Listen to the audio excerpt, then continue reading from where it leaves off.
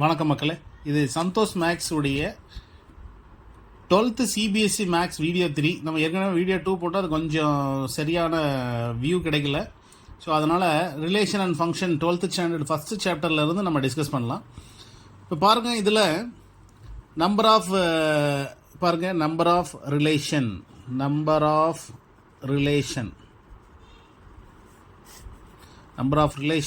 ரெஃப்ளெக்சிவில் பார்க்கலாம். ரெஃப்ளெக்சிவ் இப்போ இதோடைய ஃபார்முலா பார்த்தீங்கன்னா number of relation reflexive 2n² - 2.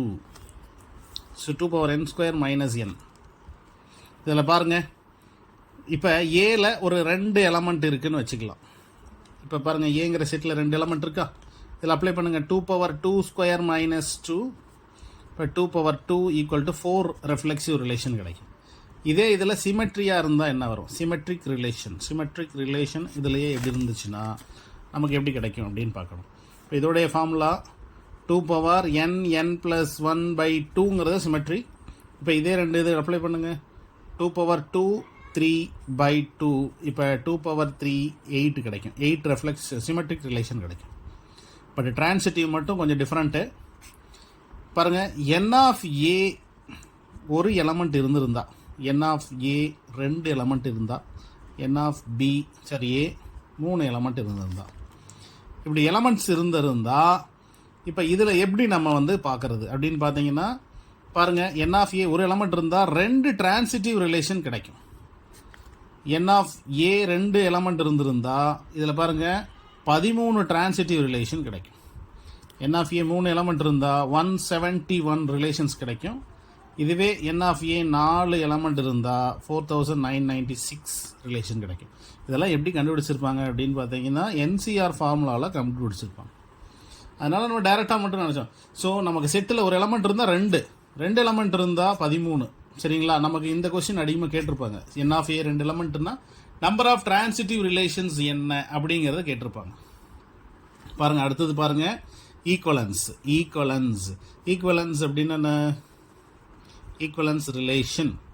So equivalence relation அப்படிங்கிறது ரெஃப்ளெக்சிவ், சிமெட்ரி, டிரான்சிட்டிவ் 3 ரிலேஷனையும் சாட்டிஸ்ஃபை பண்ணுச்சுன்னா அது ஈக்குவலன்ஸ் ரிலேஷன். இப்போ இந்த நம்பர் ஆஃப் ஈக்குவலன்ஸ் ரிலேஷன் பார்த்தீங்கன்னா இது ஒரு பெல் ட்ரீ மெத்தடில் வரும். நம்பர் ஆஃப் ஈக்குவலன்ஸ் ரிலேஷன் அப்படிங்கிறது பெல் ட்ரீ அப்படிங்கிற ஒரு மெத்தட் இருக்குது. இந்த மெத்தட் படி n(a) ஒரு எலமெண்ட் இருந்தால், n(a) 2 எலமெண்ட் இருந்தால், என்ன ஒரு எலமெண்ட் இருந்தால் பெல் ட்ரீ மெத்தட் படி இது 1. 2 எலமெண்ட் இருந்தால் இதோட ஆன்சர் நமக்கு 2 கிடைக்கும். ஸோ இதோட ஆன்சர் 2. ஒரு எலமெண்ட் இருந்தால் 1, 2 எலமெண்ட் இருந்தால் 2, 3 எலமெண்ட் இருந்திருந்தா, செட் ஏல 3 எலமெண்ட் இருந்திருந்தா நமக்கு இதில் என்ன ஆன்சர் கிடச்சிருக்கும் பாருங்கள். 2 + 3 5. இது 5 தான் ஆன்சர் கிடைக்கும். 3 எலமெண்ட் இருந்தால்.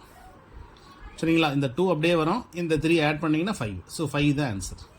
இப்போ n(a) 4 எலமெண்ட் இருந்திருந்தா, சரிங்களா, இப்போ என்ன இருக்கீங்க 5 இல்லையா?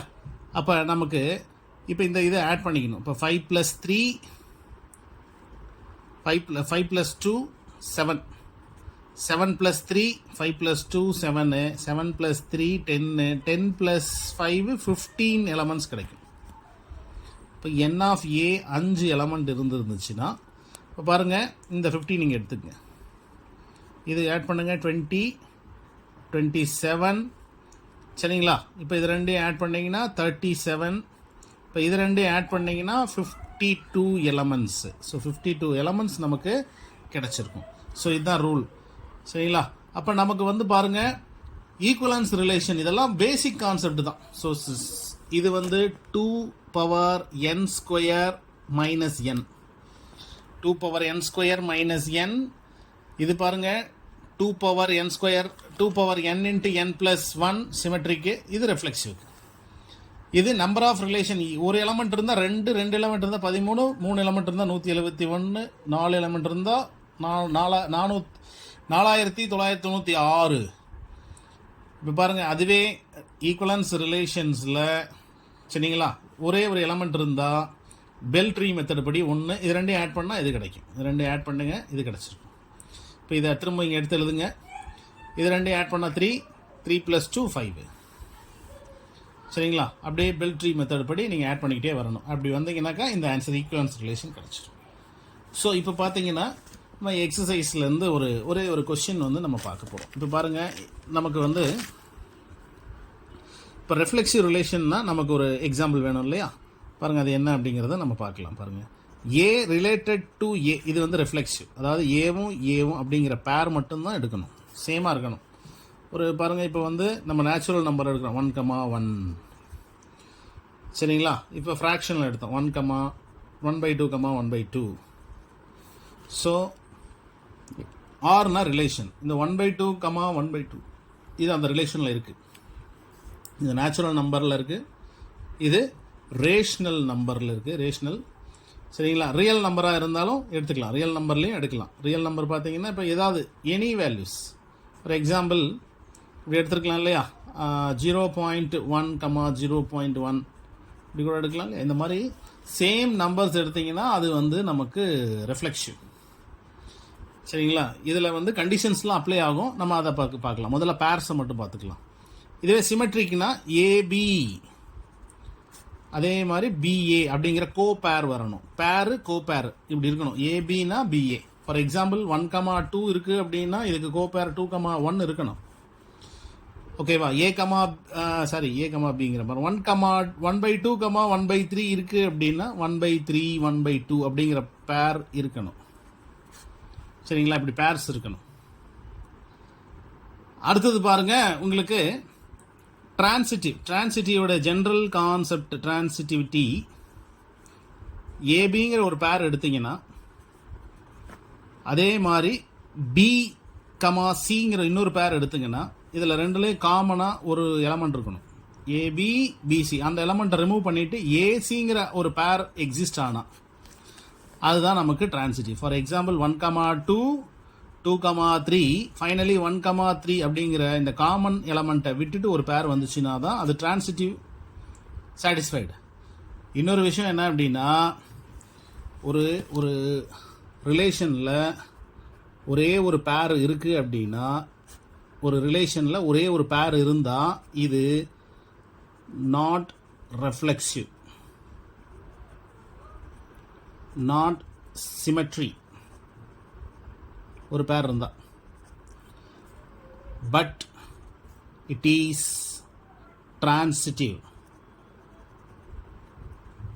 புரிஞ்சிருக்கும்னு நினைக்கிறேன் உங்களுக்கு. ஒரு பேர் இருந்தால், ஒரே ஒரு பேர், ஓகேங்களா? ஒரு ரிலேஷனில் ஒரே ஒரு பேர் இருந்துச்சுன்னா சரிங்களா, it is a transitive relation. Okay, it is a transitive relation அப்படிங்கிறத நம்ம வந்து புரிஞ்சுக்கணும். புரியுதா உங்களுக்கு? இப்போ அடுத்தது பாருங்கள், இப்போ ஒரு எக்ஸாம்பிள்ஸ் பார்க்கலாம். இப்போ ஒரு எக்ஸாம்பிள் நம்ம பார்க்க போகிறோம். பாருங்கள், example 1, A 1 to up to 14 elements. Relation always x, y, x belongs to a, y belongs to a. Okay, 3x minus y equal to 0. இப்போ இதுதான் கண்டிஷன். ஒரு பேர் ரிலேஷன் ஆல்வேஸ் பேராக இருக்கணும், ஆர்டர் பேர்ஸ். அந்த ஆர்டர் பேர்ஸ் எந்த செட்லேருந்து எடுக்கிறோம் அப்படின்னா ஏங்கிற செட்லேருந்து எடுக்கணும். இந்த கண்டிஷனை சாட்டிஸ்ஃபை பண்ணணும். பாருங்கள், இந்த கண்டிஷன் எழுதுங்க. 3x minus y equal to 0, y equal to 3x, multiple of 3 அப்படின்னு அர்த்தம். இப்போ இங்கே இருக்கிற எலமெண்ட்லாம் எக்ஸுக்கு அப்ளை பண்ணுங்கள். 3 1s are 3, 3 2s are 6, 3 3s are 9, 3 4s are 12, 3 5s are 15. Okay, so 15 வரைக்கும் போட்டிருக்கோமா? இங்கே பாருங்கள் 15 கிடையாது, அதனால் இந்த பேர் வராது. ஏன்னா 15 நாட் பிலாங்ஸ் டு ஏ, இந்த பேர் எக்ஸிஸ்ட் ஆகாது. இப்போ இங்கே இருக்கிற பேர் எழுதுங்க. எக்ஸுக்கு 1 அப்ளை பண்ணோம், ஒய் 3 கிடச்சிது. எக்ஸுக்கு 2 அப்ளை பண்ணால் ஒய் 6 கிடச்சிது. x3 y9, x4 y12, இவ்வளோ தான் பேர் கிடச்சிருக்கு. அப்போ இந்த ரிலேஷனில் எடுத்து எழுதணும். இது பேர் ரோஸ்டர் ஃபார்ம். இந்த ஃபார்மில் எடுத்து எழுதுகிறோம். 1,3, 2,6, 3,9, 4,12 அப்படிங்கிற 4 பேர் கிடச்சிருக்கும் சரிங்களா? இப்போ கிவன் கண்டிஷன்லேருந்து நம்ம இப்போ ரிலேஷன் எடுத்து எழுதியிருக்கோம். இப்போ இதில் நம்ம என்ன செக் பண்ணணும் அப்படின்னா ரெஃப்ளெக்சிவ் செக் பண்ணணும். இந்த ரெஃப்ளெக்சிவ் ரிலேஷன்னா என்ன, இது எப்படி செக் பண்ணுறது அப்படின்னு பாருங்கள். Reflexive relations, listen, A comma A belongs to R, இதுதான் கண்டிஷன். அந்த மாதிரி பேர் இருக்கா பாருங்கள், சேமாக இருக்கிற பேர் டபுளட் பேர் இருக்கணும். இங்கே இருக்கான்னு பாருங்கள், 1,1 not belongs to R. Okay, it is not reflexive. அவ்வளோதான், வேறு ஒன்றும் இல்லை. அந்த பேரில் இருந்து 1,1 அப்படிங்கிறது இல்லை அப்படின்னு சொன்னோம்னாலே போதும். ரைட், இப்போ பாருங்கள் சிமெட்ரி. A, B இருக்கணும், as well as B, Aவும் இருக்கணும். சரி, இப்போ இங்கேருந்து ஒரு பேர் எடுத்துங்க. 1,3 1,3 belongs to R, as well as 3,1 is not belongs to R. 3,1ங்கிற பேர் அங்கே இருக்கா? இல்லை, அதனால் அது சாட்டிஸ்ஃபைடு ஆகலை. So it is not symmetry. Okay, transitive relation.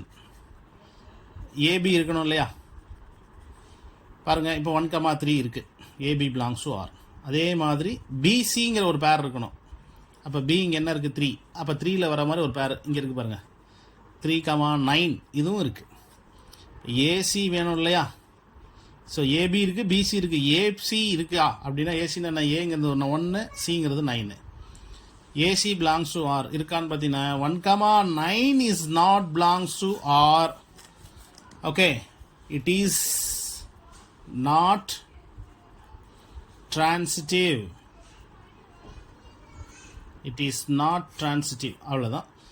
So conclusion என்ன இங்கே? Reflexive, it is neither reflexive nor symmetry nor transitive. This is the conclusion.